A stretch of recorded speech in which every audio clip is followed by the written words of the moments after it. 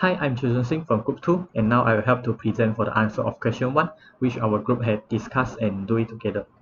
And first of all, here is the coding about the question, and let us understand about the coding first.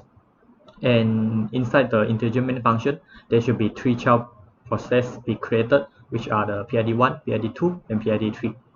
So I think let us focus on the parent process first. And initially, the parent process identifier is given is ID21, and in the meanwhile, when the fork command was called with the PID1 equal to fork here, and the first child process will be created with the PID1 equal to 22. And since the PID1 is not equal to 0 here, so it will move on to the else statement here.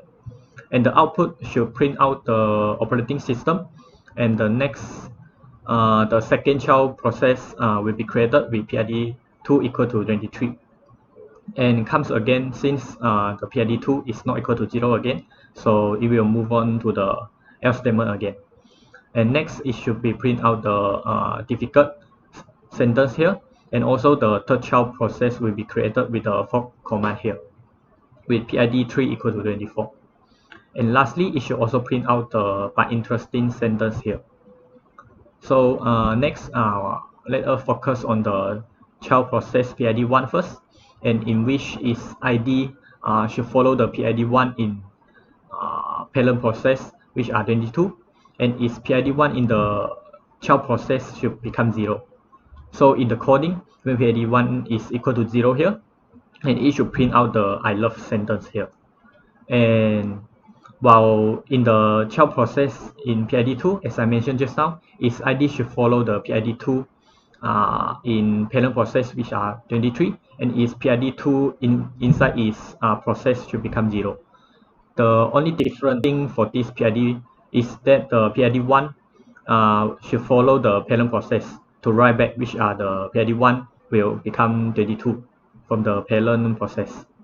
And from the coding, when PID2 is equal to 0, it should print out the class word. And here goes to the last child process PID3, and same thing happened to the PID1 and PID2, which the identifier just follow from the parent process. And from the coding, this child process will come out with the output of but interesting sentence.